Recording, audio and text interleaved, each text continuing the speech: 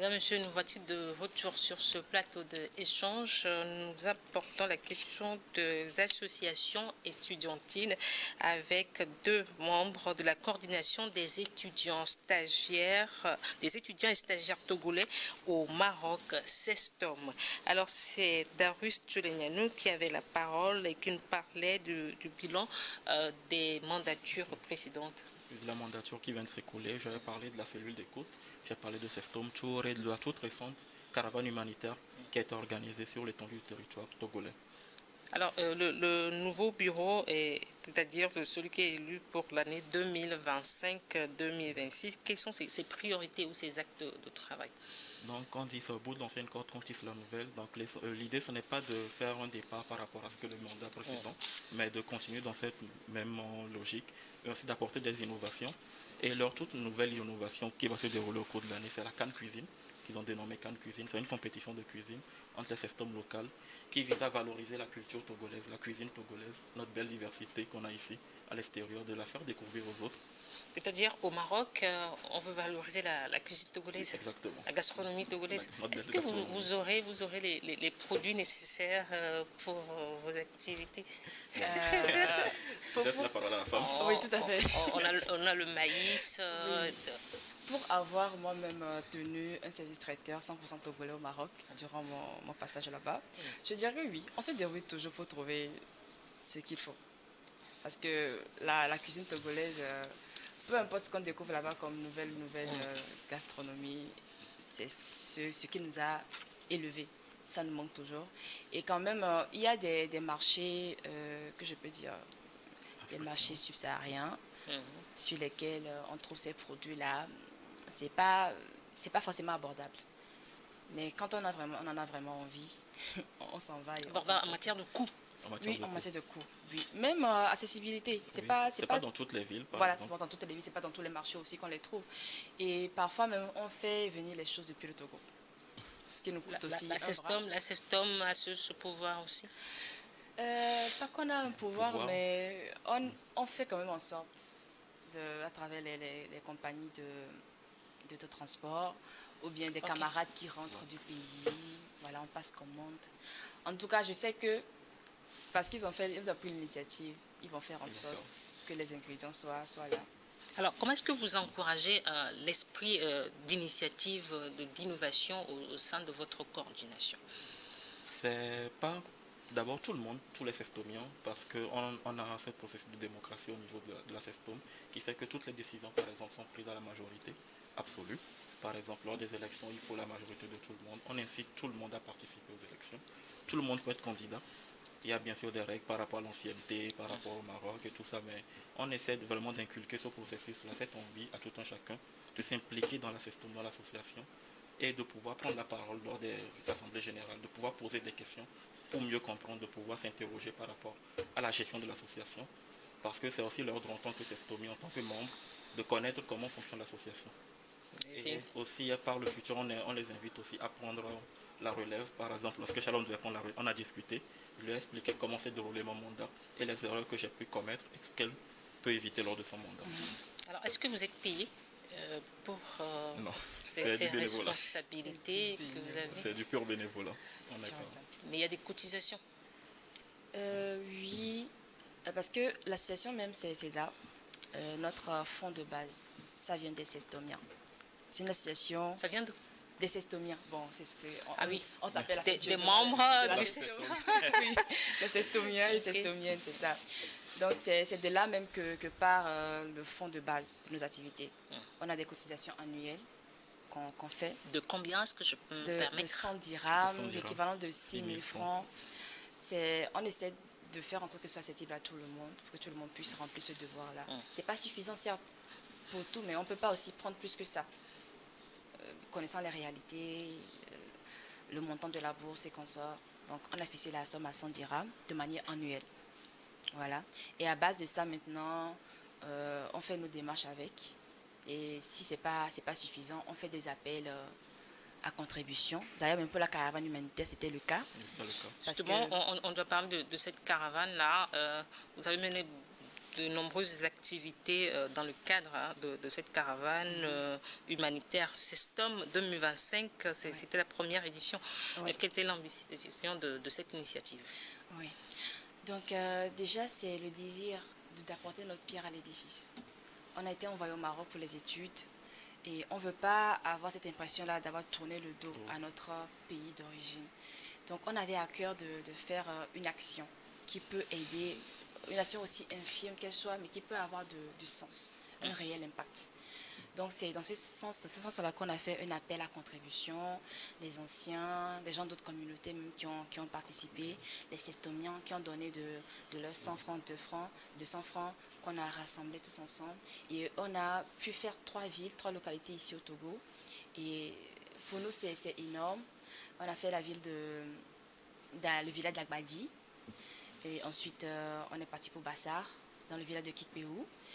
Et aussi récemment la ville de Thiévier, oui, un village à Thiévier, oui, dans le Zion, tout à fait. Au total, je pense il y a eu près de 100 élèves. Oui, si bien je sûr. Il y a pour même les villes du Nord, par exemple, Sokode, on n'a pas pu y aller en présentiel, mais on envoie les kits là-bas pour partager aux élèves. Quel genre de kit scolaire? Oui, les kits scolaires. Bon, par exemple, au niveau de Bassar, on a même confectionné 40 tenues aux 40 enfants défavorisés pour les accompagner dans la rentrée. Au niveau de Thiévier aussi, on a offert une bibliothèque avec des livres pour promouvoir la lecture.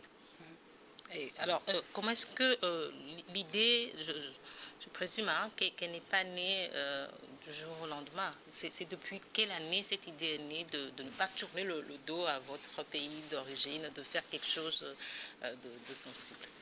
Je pense que l'idée des actions sociales, c'est parti du mandat de M. Darus. Oui, donc on lui laisse la parole. Tout à fait. Oui, voilà. Donc on dit des fois il faut des étapes pour qu'une idée prenne place. Et c'était le cas depuis le premier mandat lorsque j'étais SGA, secrétaire général adjoint. 2022, 2023 ou 2021, 2022 2021, 2022. Avec la SGA, on avait cette idée de mettre en place une œuvre sociale. Mais on réfléchissait à comment la faire, comment trouver les fonds. Et une première étape a été marquée lors de mon passage, par exemple, où on a pu collecter plus de 10 000 dirhams pour offrir à des femmes atteintes de cancer de sang. Et ça a continué, ça a germé dans les mandats qui ont suivi dans son mandat, et rassembler les moyens. Donc là, on l'a fait à distance, mais grâce à ce mandat, on a toujours vers le Togo. Toujours vers le Togo. Lors des 10 000 dirhams, c'était toujours vers le Togo. On a envoyé une association ici. Et maintenant, avec cette caravane humanitaire, on a pu se déplacer en présentiel pour pouvoir la faire. Alors, est-ce qu'on peut dire aujourd'hui que les objectifs de la Sestom sont en train d'être changés, d'être orientés vers d'autres domaines d'activité? Est-ce que je vais dire orienté? On va dire on ajoute des objectifs au fur et à mesure que le temps passe. On essaie de s'améliorer. On essaie de voir ce qu'il y a, de voir ce qu'on peut changer. De toute façon, l'objectif de base, à savoir accompagner les étudiants togolais qui sont au Maroc, leur bien-être, leur épanouissement, il est toujours là. Et on le fait toujours. Mais on essaie aussi de se rapprocher plus de notre terre natale, de ne pas s'éloigner de nos sources, de montrer qu'on a un devoir envers la patrie, celle qui nous a envoyés là-bas, dans le cas des boursiers par exemple. Donc c'est pour ça qu'on essaie d'adapter nos objectifs, d'ajouter certains, de plus montrer notre engagement vers notre patrie. Alors, comment est-ce que votre communauté, les partenaires ont été vraiment impliqués dans cette initiative-là? C'est par le biais d'une communication que je trouve vraiment efficace, par des messages répétitifs, par une campagne de sensibilisation sur l'importance de pouvoir donner du peu qu'on peut. Même si c'est 1 franc, si c'est 200, tu peux donner, avec ça on va se débrouiller. Et même avec les partenaires, on a contacté spécifiquement certains partenaires. Et grâce à eux, par exemple, Banque Africa Togo nous a sponsorisé à hauteur de 500 cahiers qu'on a pu partager lors des kits scolaires. D'autres partenaires? Moi, je dirais les institutions au Maroc qui nous accompagnent depuis toujours. Ce sont nos partenaires fidèles, si je peux le dire comme ça. L'ambassade qui ne cesse d'aider toujours la Sestom du mieux qu'elle peut. Le HCTE, au travers du délégué. Le docteur Marc qui est toujours aussi là pour nous. En tout cas, il a été lui-même secrétaire général avant.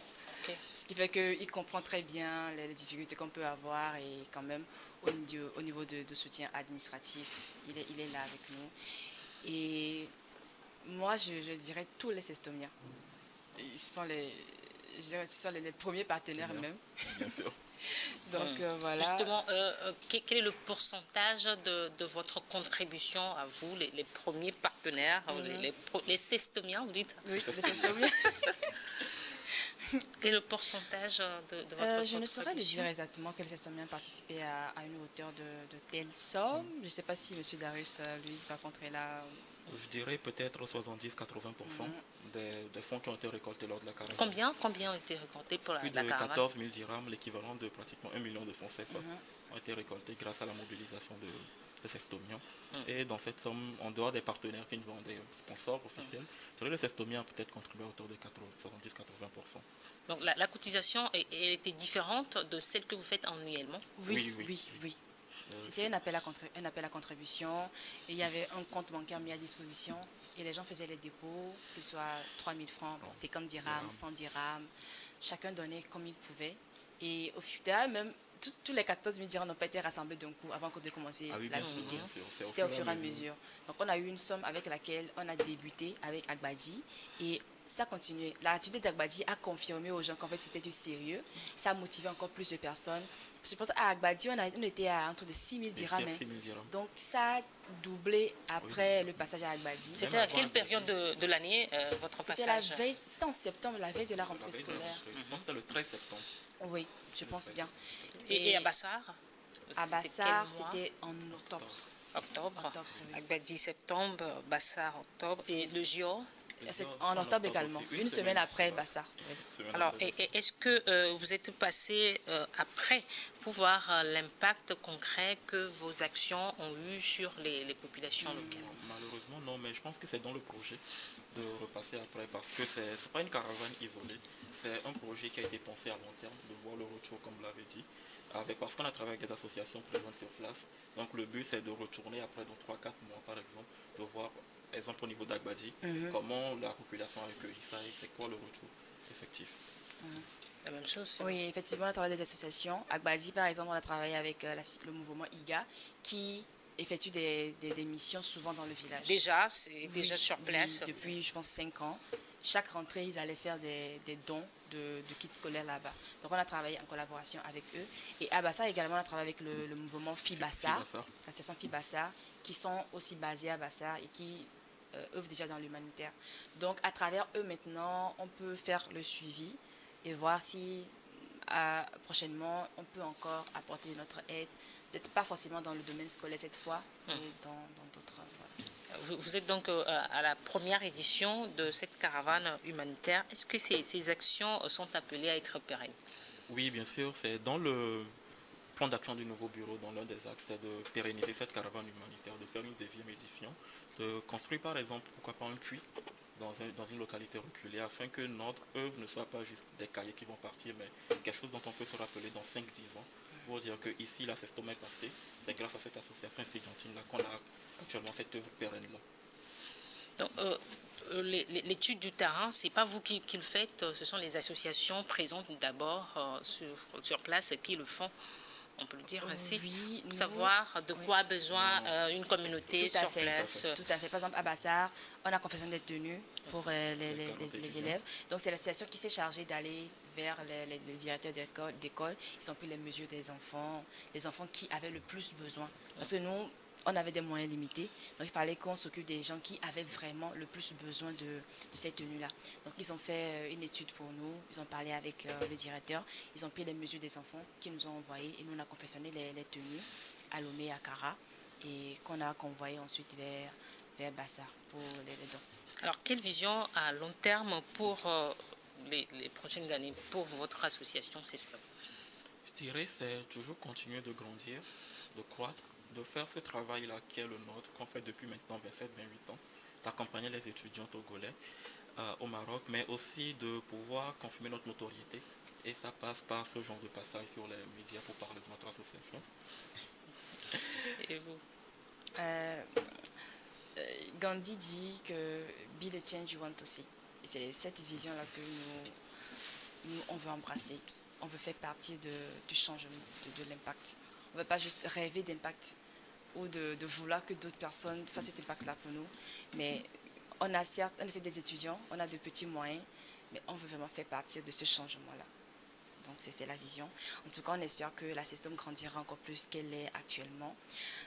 Il y a 20 ans, c'était juste le souci de coordonner avec la DBS. C'était ça le problème principal de la CESTOM. Mais aujourd'hui, ces objectifs ont été atteints et maintenant on les élargit vers d'autres horizons encore.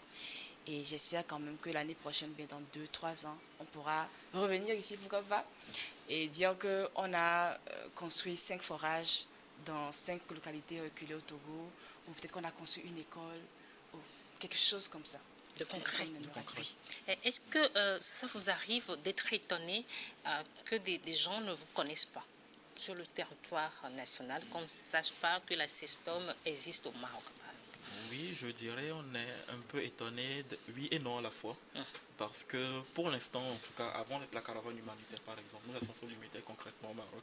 Du coup, peut-être notre publicité ici, si je peux le dire ainsi, c'est de bouche à oreille, par le biais des enfants, des étudiants qu'on a accompagnés, peut-être c'est leurs parents qui allaient parler de l'association. Du coup, c'est dans ce contexte-là on était, mais peut-être après ce passage, on aura l'opportunité de toucher des personnes qui ne nous connaissaient pas du tout, qui n'ont pas d'enfants au Maroc, qui peut-être veulent envoyer les enfants au Maroc et pourront nous contacter pour ces genres d'informations. Alors, par quel canal est-ce que les parents d'étudiants, les étudiants eux-mêmes ou les potentiels donateurs pourront vous contacter pour les autres? On est sur tous les réseaux, pratiquement. Tous les réseaux. On est sur Instagram, Facebook, LinkedIn, TikTok même, récemment.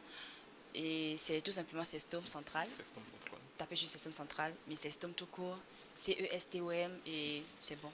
On a même un site web, cestom.tg, où on peut retracer le parcours des différentes activités qu'on a faites, les différents secrétaires généraux, les différents bureaux exécutifs qui ont été faits, qu'on est en train de redynamiser pour pouvoir permettre à tout un grand monde de nous connaître. Et surtout, on fait un travail de communication de plus en plus intense ces derniers temps. Il y a même une chaîne qui a été mise en place, qu'on a dénommée CESTOM TV, qui est née d'une petite blague comme ça, et l'idée a été concrétisée par la suite. Donc, CESTOM TV, c'est une chaîne qui, on espère, va se développer très bientôt.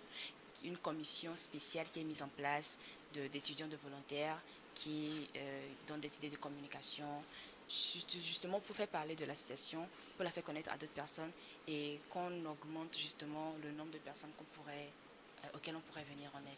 Voilà. Alors, nous sommes à la fin de cette émission. Quel message souhaitez-vous adresser à un étudiant aujourd'hui qui veut devenir un leader demain? Moi, je lui dirais de ne surtout pas avoir peur des responsabilités. C'est en forgeant qu'on devient forgeron. Embrasse déjà la mission et il trouvera sûrement de l'aide. Un peu à gauche et à droite pour pouvoir l'accomplir. Et je dirais aussi que venir en aide aux gens, ce n'est jamais gratuit. Ça apporte toujours quelque chose aussi bien au niveau personnel que professionnel. Mais moi, j'ai appris beaucoup de choses en tant que SG. C'était du bénévolat sur le champ. Je ne gagnais rien en termes d'argent. Mais ce que j'ai gagné en termes de compétences, de réseau et consorts, c'est énorme. Donc, ne jamais avoir peur d'être leader, de prendre les devants. Oui, j'irai sur ce même principe je lui dirais juste d'essayer. S'il a vraiment envie, qu'il essaie. De toute façon, on ne perd pas, on apprend. Parce que je n'étais pas l'homme que je suis actuellement avant de rentrer dans la CESTOM. J'étais beaucoup plus timoré, beaucoup plus timide. Et c'est grâce à ce développement personnel que la CESTOM m'a permis de faire que je suis là actuellement. Donc je lui dirais d'essayer, s'il a vraiment cette envie-là, d'essayer. Forcément, il va trouver des gens, des anciens secrétaires généraux qui vont l'aider, qui vont l'accompagner. Et le CESTOMien, il accompagne toujours son secrétaire général. Donc il y aura toujours des soutiens pour lui. Ces personnes-là, les leaders de demain. Merci à vous deux. C'est la fin de cette émission. Merci d'être passé sur ce plateau. Shalom Kpokudjoe, vous êtes secrétaire général de la CESTOM de 2023 à 2024. Darius Tcholenyanou, vous êtes membre secrétaire général avant donc Shalom de 2022 à 2023. Merci à vous qui êtes restés à notre compagnie. À très bientôt sur votre chaîne.